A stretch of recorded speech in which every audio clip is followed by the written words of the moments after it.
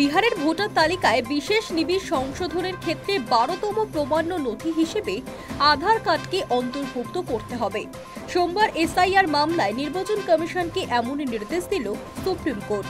তবে একই সঙ্গে শীর্ষ আদালত স্পষ্ট জানিয়ে দিয়েছে, আধার কখনোই নাগরিকত্বের প্রমাণ হিসেবে গণ্য করা হবে না। সোমবার বিচারপতি সূর্যকান্ত এবং বিচারপতি জয়মাল্য বাগচির বেঞ্চ সাব জানিয়ে দিয়েছে, ভোটার তালিকায় নাম তোলার ক্ষেত্রে এবং ভোটারের পরিচয় প্রমাণের ক্ষেত্রে 12তম নথি হিসেবে আধার কার্ডকে অন্তর্ভুক্ত করতে হবে। তবে আধার কখনোই ভারতীয় নাগরিকত্বের প্রমাণ হিসেবে গণ্য করা হবে না। ভোটারের পরিচয়পত্র এবং নাগরিকত্বের মধ্যে স্পষ্ট পার্থক্য রয়েছে। বিহারের ভোটার তালিকার বিশেষ নিবিড় সমীক্ষায় এতদিন 11টি নথির উল্লেখ করেছিল নির্বাচন কমিশন, কিন্তু এবার শীর্ষ আদালত 12তম নথি হিসেবে আধারকেও অন্তর্ভুক্তের কথা বলল।